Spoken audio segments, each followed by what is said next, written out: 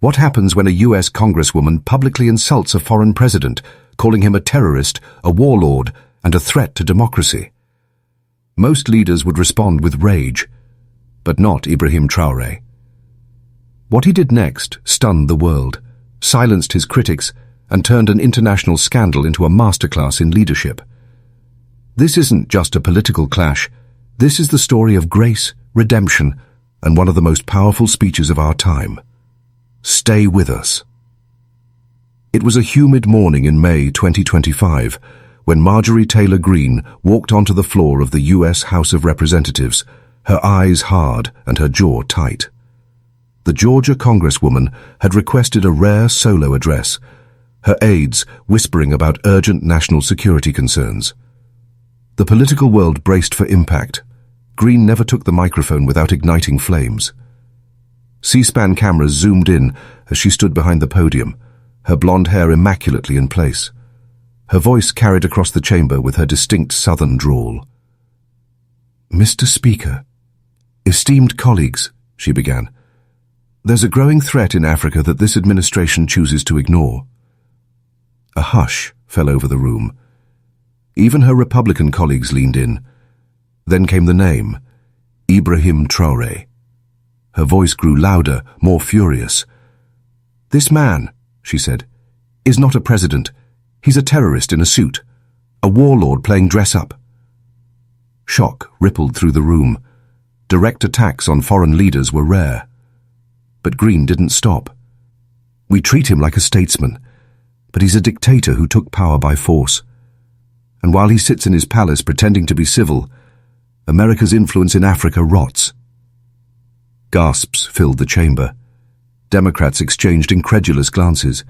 Republicans looked uncomfortable. But the cameras kept rolling. Thousands of miles away, in the capital city of Ouagadougou, Ibrahim Traoré was beginning his day.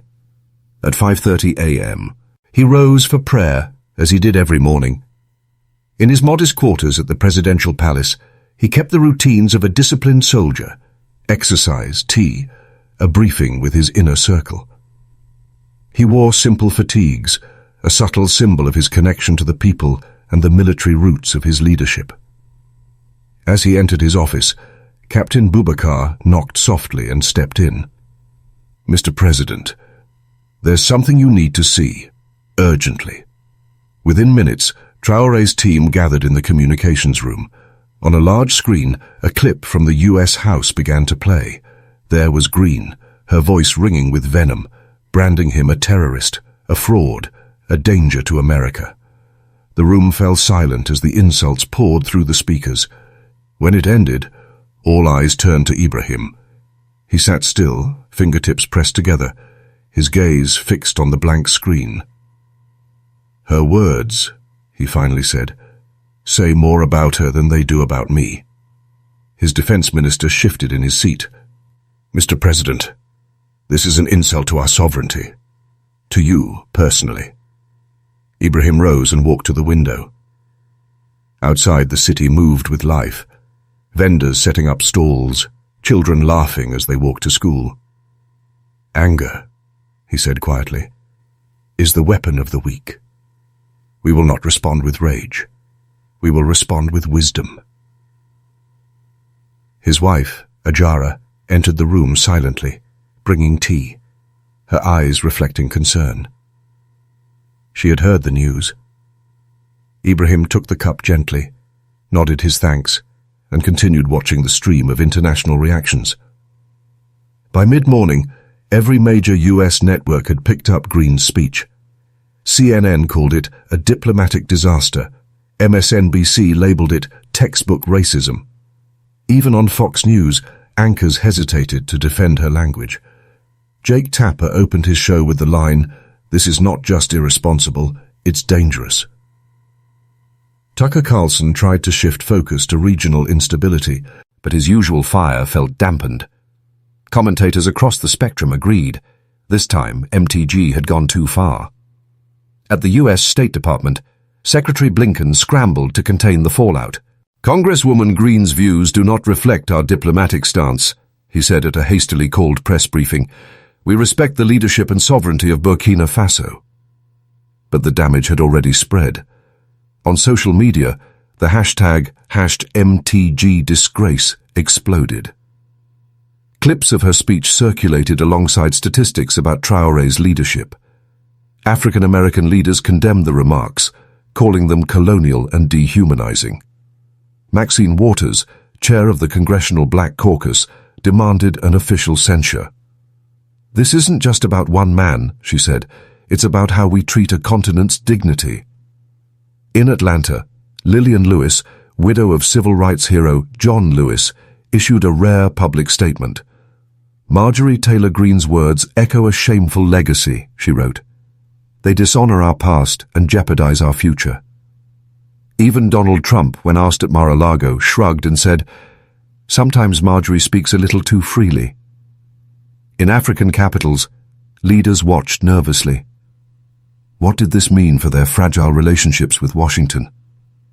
In Ouagadougou, the president summoned his advisers again. Ideas flew around the room: a protest through the embassy, a demand for a public apology, total diplomatic silence. But Ibrahim, calm and composed, studied a map of Africa on the wall.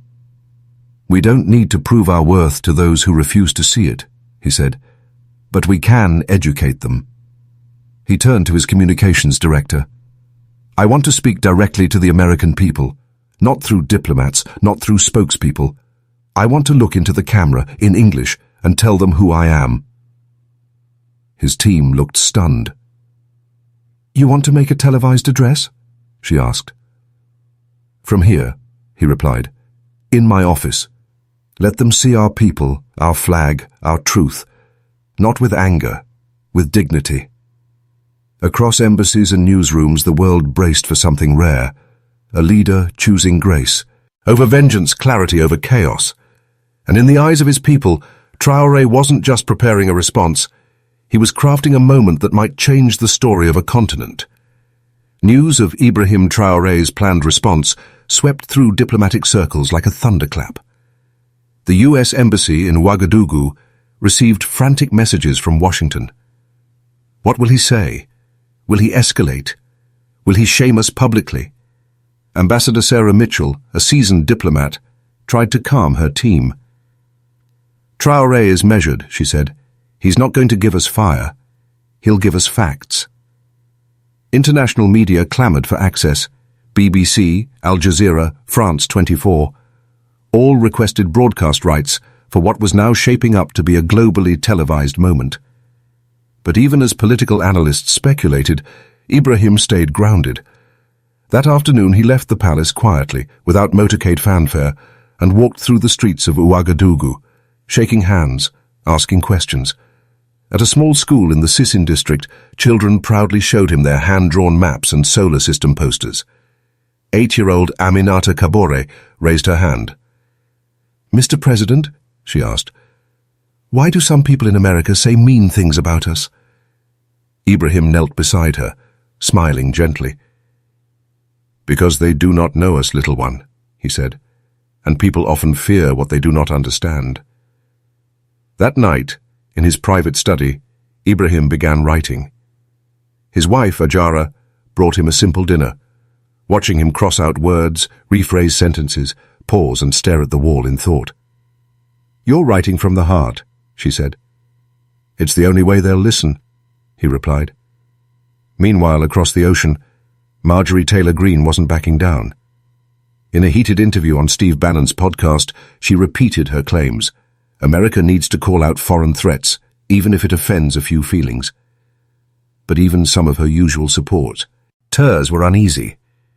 "There's a difference between strength and recklessness," a Republican senator muttered to reporters. The shift in public tone was unmistakable.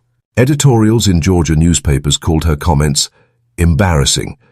Students at local universities held peaceful demonstrations, holding signs that read, "Not in our name." A group of African-American veterans released a joint statement. Calling a man who fought terrorists a terrorist is not patriotism, it's ignorance. The nation was listening now, not just to Greene, but to what Ibrahim would say in reply. By the next day, it was confirmed. President Ibrahim Traoré would deliver a live address from the Kuluba Palace at precisely 6 p.m. local time. The speech would be broadcast worldwide. In the hours leading up to it, television pundits speculated on tone and content. Would he strike back? Would he shame America? Would he demand reparations or apologies? As the hour neared, millions tuned in. Diplomats, students, soldiers, farmers, and families from both continents. When the broadcast began, the screen revealed a simple room. A wooden desk, the red, white, and green flag of Burkina Faso behind him, and Ibrahim Traoré seated in a tailored blue suit, calm and composed. His eyes met the camera directly. His voice was clear, precise, his French accent adding warmth to his English. "Good evening," he began. "I am Ibrahim Traoré, President of Burkina Faso. I speak to you tonight not in anger, but in hope." He paused, the room behind him still. "Yesterday, Congresswoman Marjorie Taylor Greene referred to me as a terrorist in a suit and an African warlord playing dress-up. I wish to answer those words, not with rage, but with truth." Behind him, images began to play. His village, his family, his people. "I was born in Bondokui, a small village where my father taught children and my mother sold vegetables in the market. I joined the army not to seek power, but to protect our people from those who burn schools and kill children. Real terrorists, not the imaginary ones you speak of." He looked directly into the camera again. "Since becoming president, we have built hundreds of new schools, expanded access to healthcare, improved literacy by 40%, and created over 180,000 jobs. These are not the deeds of a warlord. These are the responsibilities of a leader." His tone remained steady, never rising, never faltering. "You say I wear a costume. This suit I wear was made by Madame Salimata Ouedraogo, a local tailor who employs 12 young women. When I wear this, I wear the hope and craft of our people." He touched the desk before him. "This desk was made by Moussa Traoré, a carpenter who works with his sons. The chair I sit in, built by Fatima Zongo, a young woman who studied design after returning from displacement due to terrorism. Everything in this room tells a story, not of warlords, but of workers."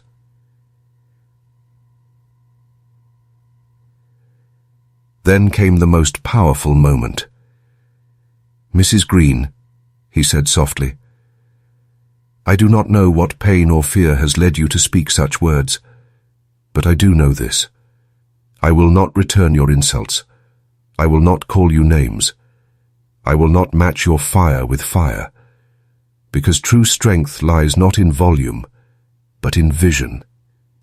Images behind him shifted to footage of Burkina Faso's elections, long lines of voters, international observers, ballots cast in daylight under armed protection. "We believe in democracy. We believe in justice. We believe in building, not destroying." He leaned forward slightly. "For too long, Africa has been seen through a narrow lens, poverty, disease, conflict. But we are more than that. We are educators, farmers, doctors, mothers, artists, and engineers. We are not the shadows of your headlines. We are the light of our own future." He extended a hand, figuratively and symbolically. "Mrs. Greene, I invite you to visit Burkina Faso, not as a politician, but as a guest. See our schools, our markets, our people. Listen to your songs. Walk among us, not with fear, but with curiosity." As he ended the speech, his tone was not that of a man crushed by insult, but lifted by purpose. When we choose to respond with dignity, we do more than defend ourselves. We define ourselves. The screen faded to black. In studios around the world, anchors sat in stunned silence. CNN's Anderson Cooper whispered, "That was powerful." MSNBC's Rachel Maddow called it a diplomatic masterstroke. Even Fox News commentators, normally quick to dismiss African leaders, admitted the speech had grace and clarity. On Twitter, hashtags like #Traoré speaks and #leadership with dignity began trending. TikTok clips of his words flooded timelines, accompanied by music, reactions and commentary. People weren't just listening, they were feeling something they hadn't expected to feel: respect. The reaction to President Ibrahim Traoré's address was immediate, overwhelming and global. Social media feeds lit up like fireworks. On YouTube, the speech amassed millions of views within hours. On Twitter, public figures across ideologies shared clips with captions like, "This is how a leader speaks," and "Dignity in the face of ignorance." On Instagram, African youth posted artwork, poetry and reels inspired by his words. In America, something rare began to happen. People started talking not about the insult, but about the response. Political commentators found themselves humbled. "Whether you agree with his politics or not," said conservative host Ben Shapiro, "you have to respect the tone and clarity of what we just witnessed." CNN dedicated an entire hour to the address, with analysts replaying key moments. "This wasn't just a rebuttal," said Anderson Cooper. "It was a masterclass in international communication, done with poise, facts, and humanity." In Washington, the tremors reached Capitol Hill. The Congressional Black Caucus called an emergency session, issuing a public statement praising Traoré's leadership rooted in restraint and moral clarity. Ethiopia, Representative Hakeem Jeffrey, stood on the steps of Congress and addressed the press directly. "What we saw last night wasn't just a defense of Burkina Faso. It was a mirror held up to America. President Traoré turned insult into instruction, ignorance into illumination. Even critics of the Biden administration acknowledged the gravity of the moment. Behind closed doors, Republican aides whispered that the damage was no longer limited to one Congresswoman, it was a national embarrassment." Meanwhile, in Georgia, Marjorie Taylor Greene's office was flooded with calls, emails and letters. Many constituents were furious. "This isn't what we stand for," one veteran wrote. "You just made us look small on the world stage." Editorials in her home district ran titles like "When Words Hurt Our Country" and "Learning from a President Half a World Away." Greene, usually defiant, began to retreat from the spotlight. For the first time in her political career, she cancelled appearances. Her social media went silent. Something had shifted. Then, unexpectedly, 3 days after the address, she requested time again on the House floor. The chamber was tense as she stepped forward. No swagger, no fiery tone, just a quiet stiffness. "Mr. Speaker, colleagues," she began, "I rise today to speak about the comments I made earlier this week regarding President Ibrahim Traoré." Her voice trembled slightly. "After watching his response, I have reflected deeply. I have spoken to experts, read about Burkina Faso's progress, and considered my words not just as a politician, but as a human being." There was a collective silence. "I was wrong," she said clearly. "Calling President Traoré a terrorist and a warlord was unfair, uninformed, and beneath the dignity of this chamber." The room gasped. Even her political adversaries looked stunned. Greene continued, "His response showed more grace and discipline than I showed judgment. He spoke of building, of education, of dignity. He invited me to see his country, not with arrogance, but with openness. That is leadership." She paused, visibly struggling. "President Traoré, if you are watching, I apologize. To the people of Burkina Faso, I apologize. To African communities here and abroad, I apologize." The words echoed through the chamber like thunder, followed by something rare in American politics: applause. Members of both parties stood, clapping slowly, then faster. For a moment, partisan lines blurred in recognition of what had just occurred. The moment was replayed endlessly on news channels. Some were skeptical of Greene's sincerity, but most agreed it was a step forward, however late. "She didn't have to say it," said one anchor, "but she did, and that matters." Thousands of miles away, Ibrahim Traoré was visiting a rural school in Banfora when he heard the news. His aide leaned in and whispered, "Mr. President." She apologized. Ibrahim nodded softly. Children nearby were reading aloud from picture books, their laughter echoing through the modest classroom. "She has shown courage," he said. "It takes strength to admit when we're wrong." That evening he returned to the palace of Kuluba and surprised the world once more. At a press conference, he addressed the apology directly. "Congresswoman Greene, your words have been heard, and your apology is accepted, not because we seek victory, but because we believe in growth. You showed humility. That is the beginning of understanding." He then did what no one expected. "I would like to extend a formal invitation. Come to Burkina Faso as my guest. Walk among our people. Let this be not the end of a scandal, but the beginning of a bridge." The media erupted. Analysts called it unprecedented, visionary, an act of political forgiveness that redefined statesmanship. Greene, within hours, accepted the invitation. Her office issued a statement saying, "I believe in second chances, and I am ready to listen and learn." Plans began immediately for a diplomatic visit. International outlets prepared for full coverage. The White House, caught off guard, issued a supportive but cautious response. "We welcome dialogue between leaders," said a senior official. "What we're seeing here is diplomacy in motion, led not from official channels, but from personal accountability." Across America, debate buzzed about race, rhetoric, redemption. But something deeper was happening too. Students in Chicago wrote essays about Burkina Faso. Teachers in Alabama assigned Traoré's speech for analysis.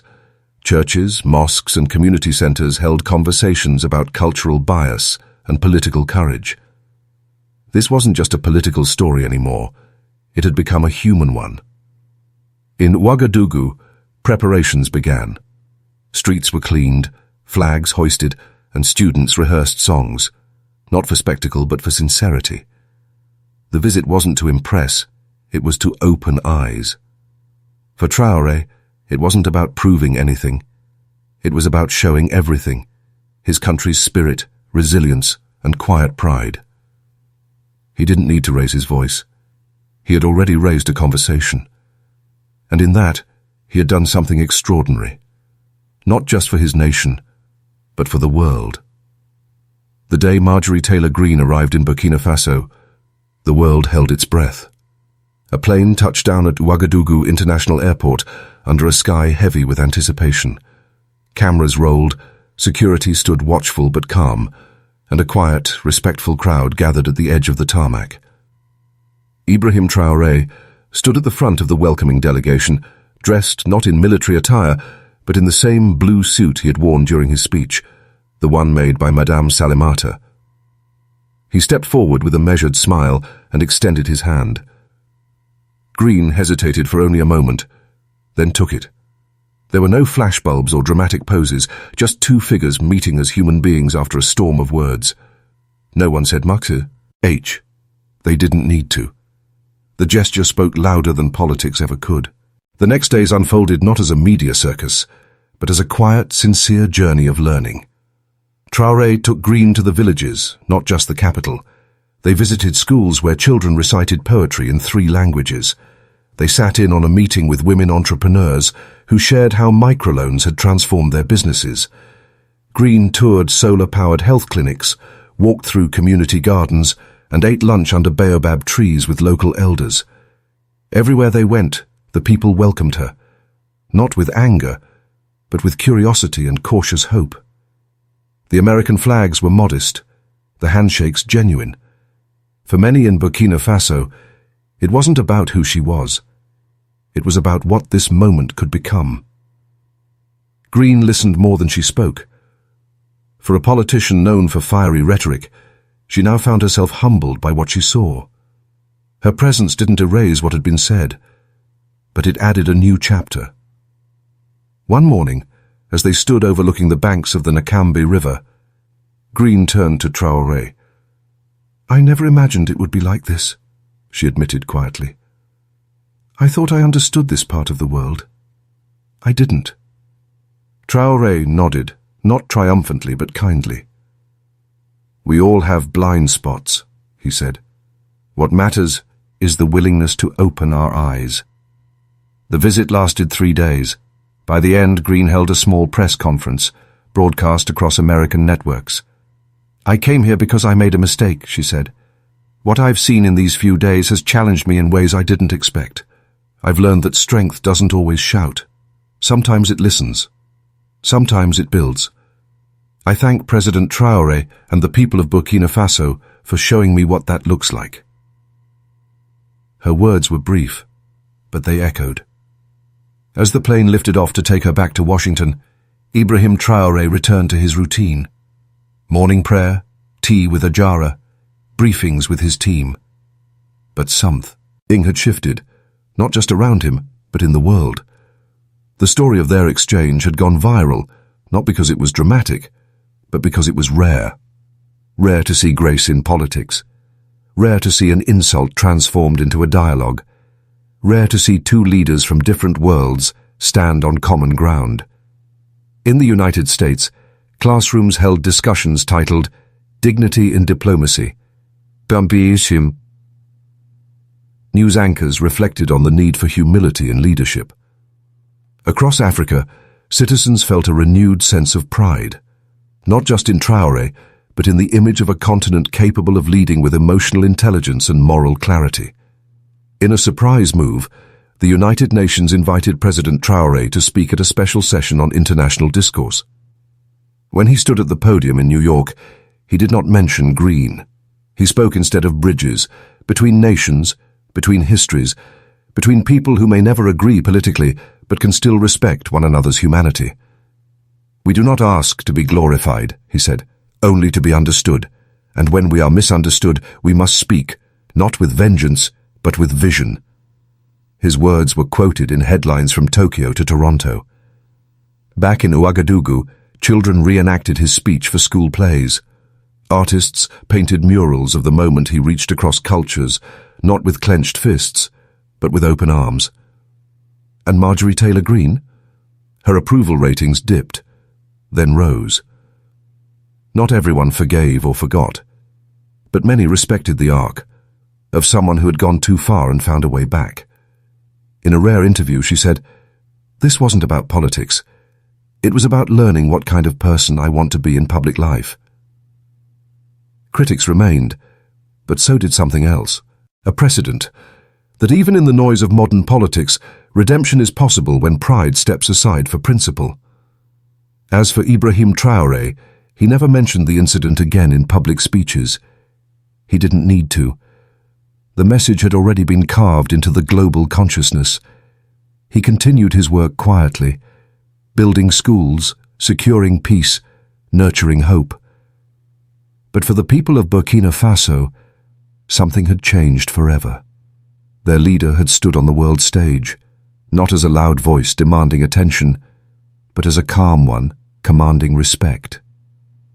On a warm evening months later, Ibrahim was walking through a market in Ouagadougou when a little girl tugged at his coat. It was Aminata Kabore. "Mr. President," she whispered. "Was she still mean when she came here?" He smiled, kneeling beside her. "No, little one," he said. "She came to learn, and that is never mean." The girl nodded, content. The president stood, waved to the vendors, and continued walking, the sun setting behind him in golden streaks. In that simple exchange was the legacy of it all, not in the controversy, not in the applause, but in the quiet proof that leadership, at its best, heals